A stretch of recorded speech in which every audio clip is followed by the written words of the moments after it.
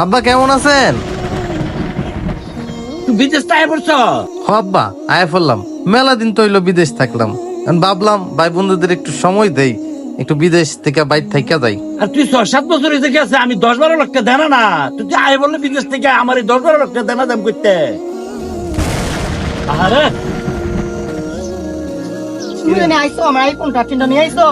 তুমি বিদেশ থেকে বললা আরে তোরে না আমি 12 পাঠাইলাম গত 1 বছর হইলো, এখনই তোর আইফোন 13 দরকার হইতাছে। আমি তো ভাবছি তুমি এক মাস পরে আইবা, আমার 13টা নিয়ে আইবা। 13টা কই আমার আইফোন? যে বাই আই হলো সবার বাইক কিনবো 1 মাস পরে বাই আই হলো না, আমি বাইক কিনবো কেমনে? আমার বাইক কেনার কেমনে ছিল? কিরে ভাই কেমন আছস? তোর কোনো অভিযোগ আছে না আমি বিদেশ থেকে আওতে? অভিযোগ নাই না ভাই, বাইক কিনলাম বলে একটা আর কি আই করছেন কেমনে কি একটা বাইক কেনার শখ ছিল। তারা তো টুয়েট দিলেন, আমার তো আর বাইক দিলেন না, কইবেন দিয়েছেন দিবেন।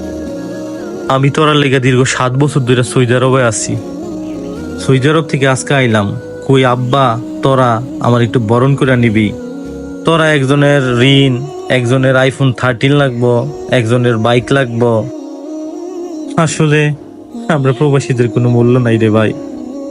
আমরা আসলে কারো সন্তান না, কারো ভাই না, কারো কিছু না। এটাই শিক্ষা হইলো আমার। আমি আসাতে তো মনে হয় আপনাদের বিরাট ক্ষতি হয়ে গেছে গা। আমি আপনার ক্ষতি করে ফেলছি, আমার ভাইদের ক্ষতি করে ফেলছি। আপনাদের ঋণই শেষ হইল না। আমি 7 বছর ধরে টেহা পাঠাই, আপনাদের ঋণই শেষ হইল না। তো আমরা প্রবাসীরা কারো সন্তান না, কারো ভাই না, কারো বন্ধু না। ঠিক আছে বাজান, আমি চইলা গেলাম। আমার জন্য দোয়া করেন যাতে আমি আপনাদের লেগে বেশি বেশি টেহা পাঠাইতে পারি। তোর আইফোন 13 লাগবো না, 2 মাস পরেই পাইবি। আর বাইকের টায়ার আমি গিয়েই পাঠাইতেছি। ভালো থাইস ভাই। আজও স্বপ্ন বুকে নিয়ে প্রবাসীরা বাড়ি আসে একটু অবকাশ কাটাতে।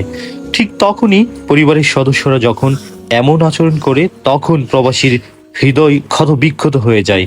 আর এরকম ভগ্ন হৃদয় নিয়ে প্রতিদিনই প্রবাসে ফেরত চলে যান হাজার হাজার প্রবাসী। তাই আসুন প্রবাসীদের কাছে অভিযোগ অনুযোগ বন্ধ করে দিয়ে তাদের হৃদয়ের আর্তনাদগুলো শুনি আর তাদের পাশে দাঁড়াই।